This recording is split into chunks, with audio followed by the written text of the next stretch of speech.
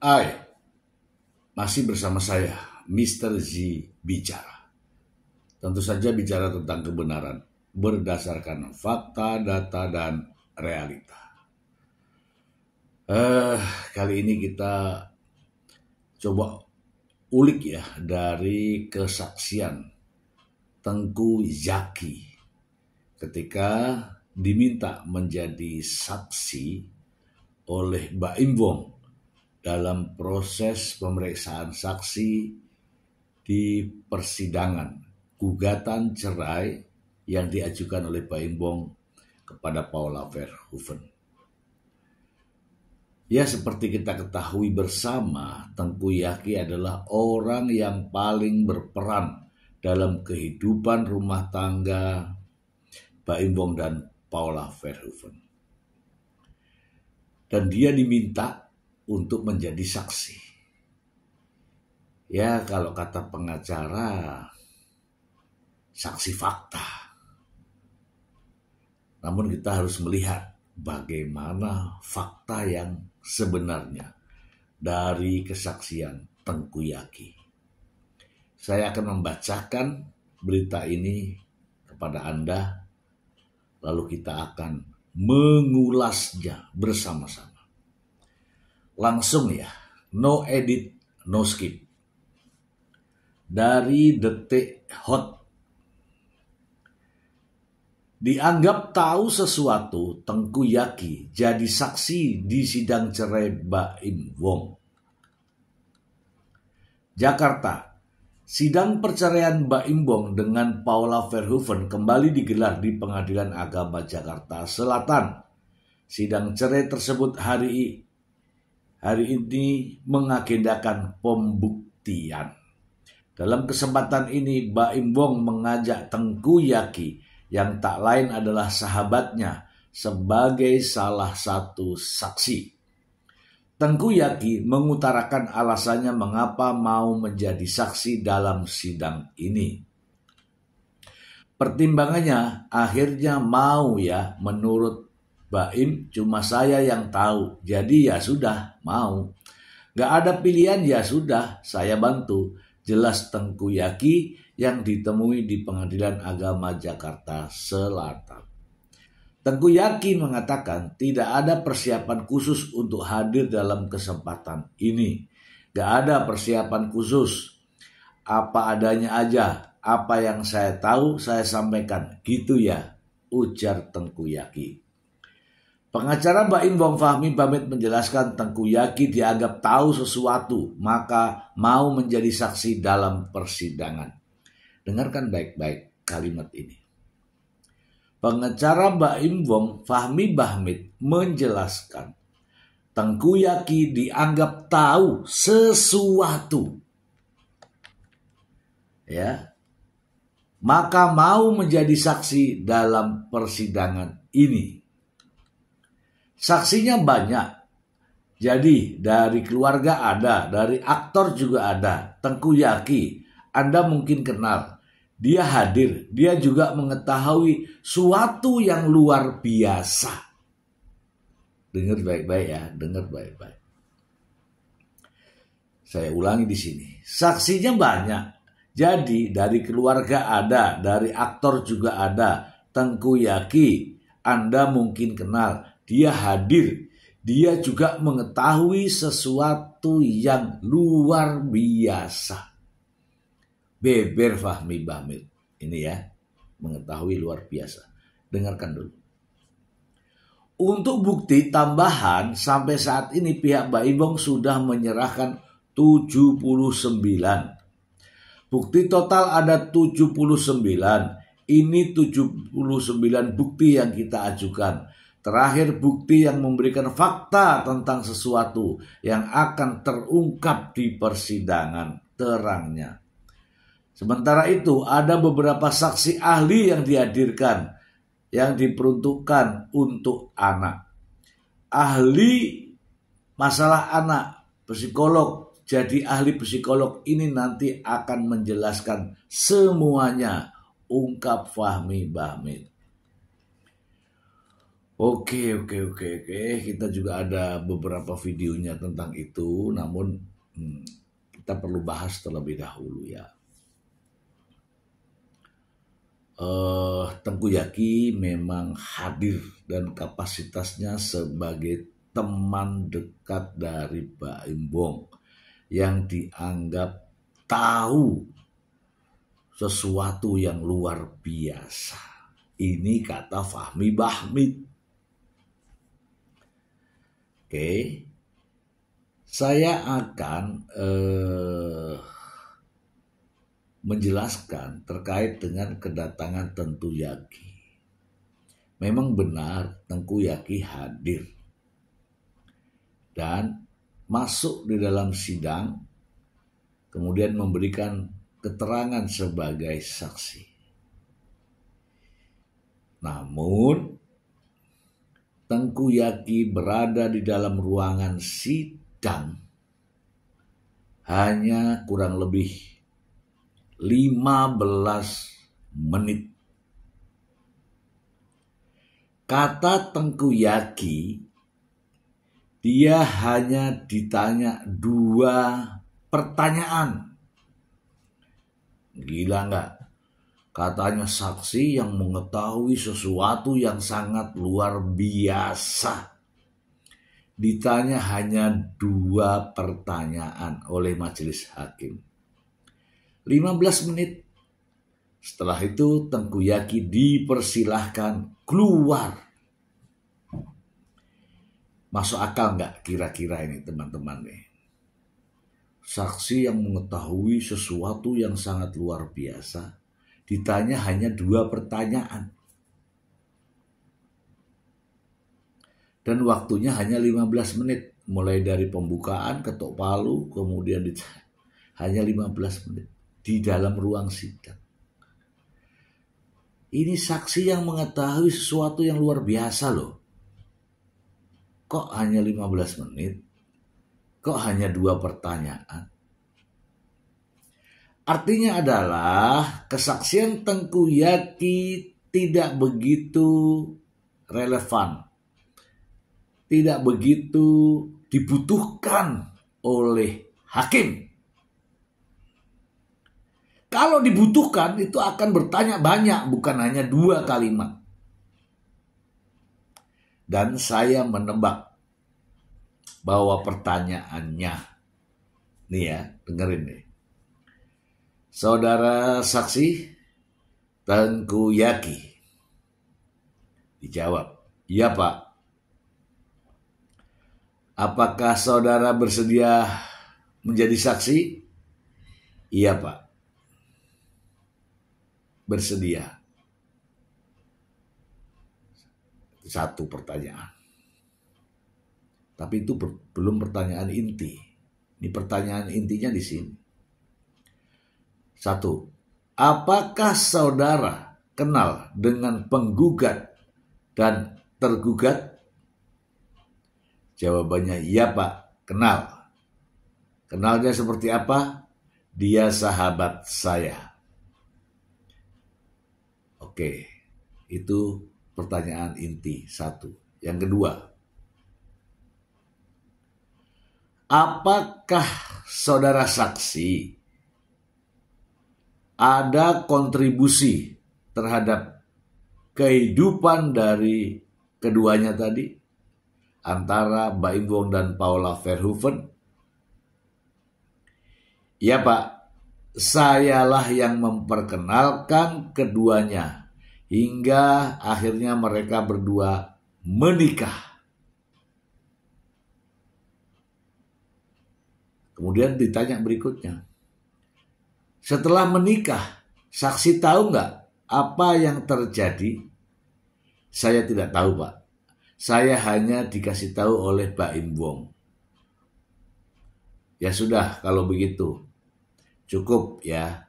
Saksi silahkan keluar. Itulah kesaksian daripada Tengku Yaki.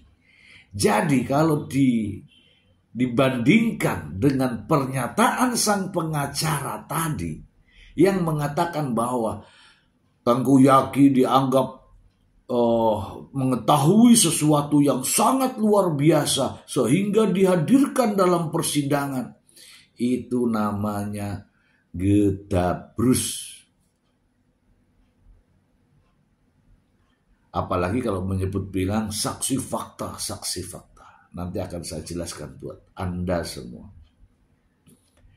Jadi intinya ketika saksi tidak memberikan kontribusi keterangan yang signifikan terkait dengan persoalan pokok, maka saksi tidak lagi dibutuhkan. Pertanyaannya, apa keterangan saksi yakini dijadikan pertimbangan hakim dalam mengambil keputusan?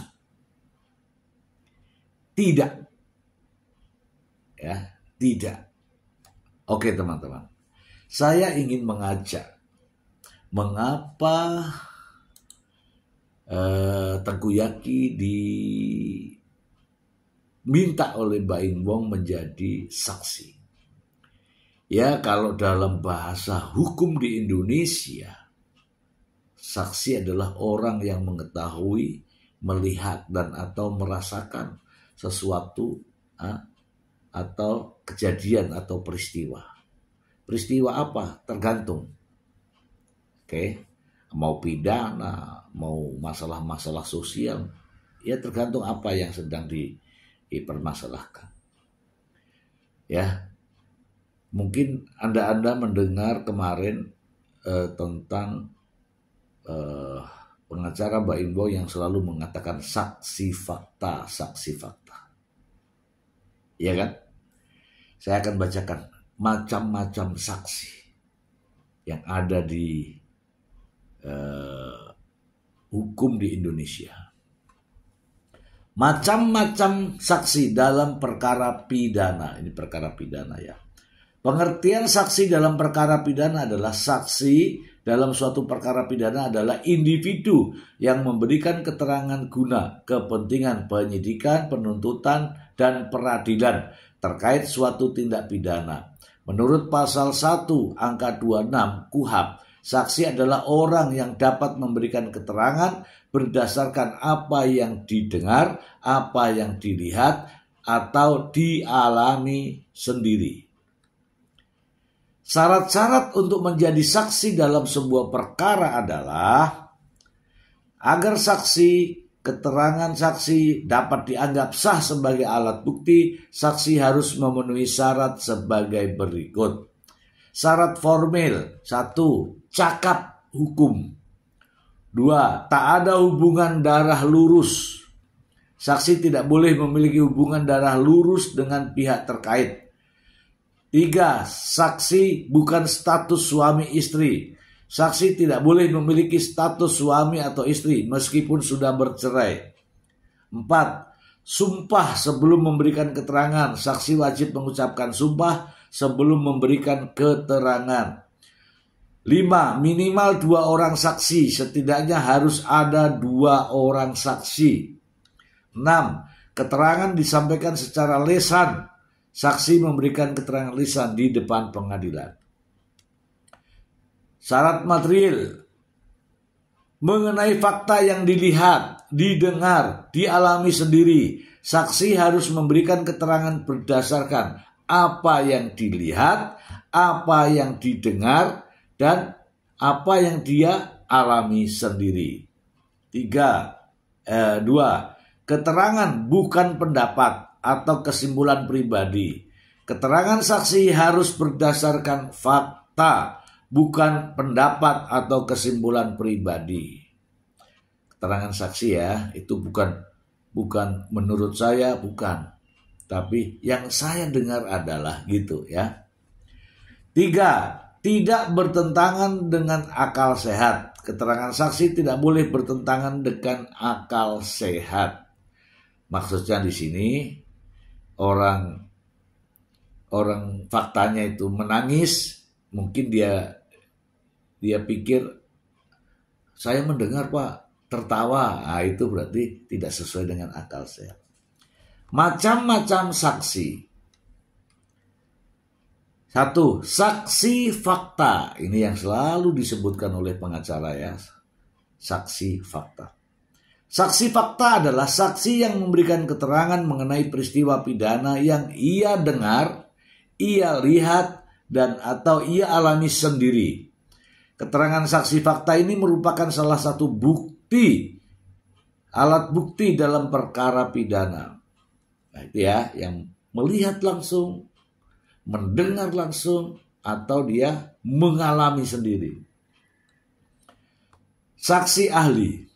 Saksi ahli adalah seseorang yang memiliki keahlian khusus dalam bidang tertentu dan memberikan keterangan yang diperlukan untuk menjelaskan suatu perkara pidana. Keterangan ahli ini juga merupakan alat bukti dalam hukum acara pidana. 3. Saksi korban. Saksi korban adalah korban yang memberikan keterangan sebagai saksi dalam persidangan. Mereka memberikan keterangan mengenai peristiwa yang mereka alami sendiri. 4. Saksi pelaku yang bekerja sama atau justice collaborator. Saksi pelaku yang bekerja sama adalah saksi yang juga merupakan pelaku tindak pidana dan membantu aparat penegak hukum dalam mengungkap tindak pidana serta mengembalikan aset atau hasil tindak pidana tersebut. Mereka memberikan informasi kepada aparat penegak hukum dan memberikan kesaksian di persidangan. Ya pelaku dia, tapi kerjasama, ya kerjasama dengan aparat penegak hukum. Intinya ya supaya diringankan hukumannya. 5. Saksi de auditu. Saksi de auditu atau saksi hearsay. Saksi de auditu adalah saksi yang memberikan keterangan berdasarkan apa yang ia dengar dari orang lain. Namun keterangan saksi jenis ini bukanlah alat bukti yang sah, tetapi dapat digunakan untuk memperkuat keyakinan hakim. Saksi de auditu. Yang katanya tadi. Katanya Pak begini, katanya Pak begini, katanya. Ini namanya saksi de auditu ya. 6. Saksi yang memberatkan. A charge. Saksi yang memberatkan adalah saksi yang memberikan keterangan yang menguatkan bahwa tersangka melakukan tindak pidana yang sedang diperiksa. Saksi ini biasanya diajukan oleh jaksa penuntut umum dan dicantumkan dalam surat dakwaan. Ini tidak ada di sini ya. 7. Saksi yang meringankan. Saksi yang meringankan adalah saksi yang tidak menguatkan bahwa tersangka melakukan tindak pidana. Saksi ini biasanya diajukan oleh terdakwa atau penasihat hukum pada sidang pengadilan. Dalam proses persidangan, saksi-saksi ini harus memenuhi syarat tertentu agar keterangannya dapat dijadikan alat bukti yang sah. Syarat-syarat tersebut meliputi syarat formil dan syarat material. Nah, ini nanti saksi yang ada cat, saksi yang dari pihak Paula Verhoeven yang akan dihadirkan, ya. Dan Paula Verhoeven saya yakin tidak akan tinggal diam. Dia akan mempersiapkan semua ini dengan arahan dari pengacaranya, ya, termasuk saksi ahli, saksi adecat, ya. Artinya adalah untuk mengkanter apa-apa yang sudah dijelaskan oleh pihak penggugat. Seperti contoh, menjelaskan terkait dengan adanya alibi. Misalnya, salah satu contoh.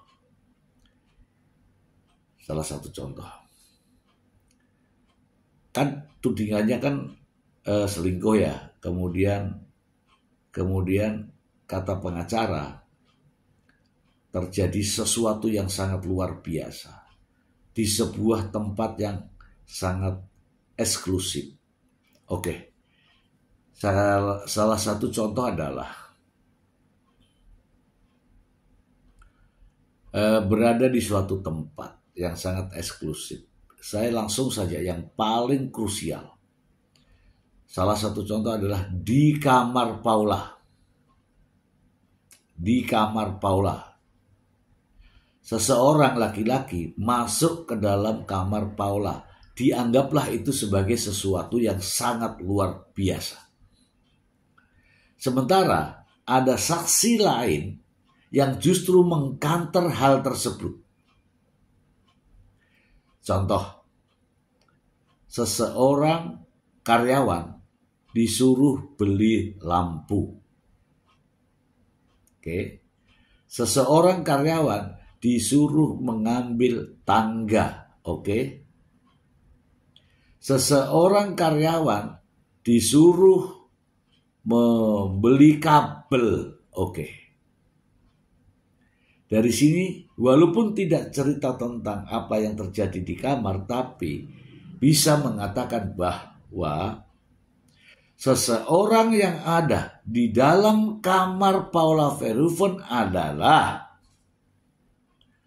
orang yang disuruh memperbaiki lampu. Dengan disaksikan oleh pembeli lampu, dengan disaksikan oleh pencari tangga. Oke. Kemudian dikuatkan lagi, masalah lampu ini sudah disampaikan oleh Baim Wong 3 minggu yang lalu. Oke. Artinya nyambung. Inilah saksi yang meringankan. Iya betul, saya ada di kamar. Betul, kamar. Tapi saya memberitahu bahwa lampu inilah yang harus dibenahi. Dengan kesaksian oleh pembeli lampu. Dengan kesaksian oleh pencari tangga. Minta tolong sama pria ini. Akhirnya runut. Saya sudah meminta tolong suami saya 3 minggu yang lalu, tapi tidak segera diselesaikan. Makanya saya suruh orang lain pada kesempatan itu. Kenapa kok pada kesempatan itu? Karena saya mau merias gelap. Makanya saya butuh lampu. Dan saya di dalam itu menunjukkan lampunya. Sekaligus saya menggeser lemari itu. Paling banter 3 menit. Nah itu contoh ya teman-teman, itu contoh ya. Untuk membuktikan apakah tudingan Baim Wong dan juga pengacaranya bahwa Paula Verhoeven selingkuh, ikuti aja keterangannya. Jangan memberikan penjelasan di media sosial yang kayak angka 8 itu loh. Angka 8 itu bulat itu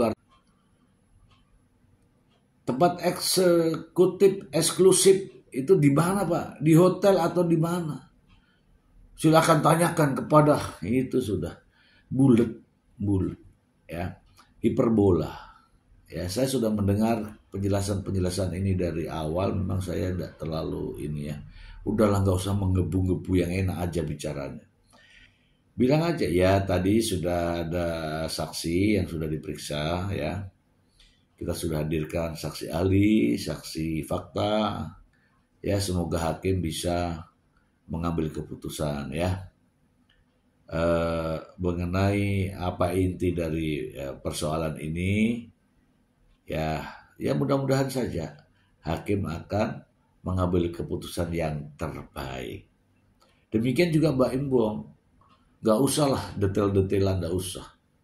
Bagaimana dengan saya sudah memberikan keterangan dan alhamdulillah saya serahkan kepada hakim. Udah gitu aja, enak didengar. Daripada menggebu-gebu wow, ngoceh sana sini, gedabrus. Ya kan? Nah seperti yang disampaikan oleh Tengku Yaki itu.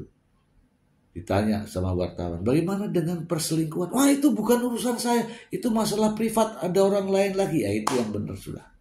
Gak usah terlalu ngember. Ya, itu yang bisa saya tarik kesimpulan. Terlalu banyak ngembernya. Dikira ini kita ini bodoh semua apa ya? Terus percaya gitu sama omongannya? Enggak. Coba lihat, ya, mungkin niatnya mau menjatuhkan Paula Verhoeven. Faktanya seluruh Indonesia justru banyak memberikan dukungan kepada Paula Verhoeven. Ini fakta. Semoga bermanfaat.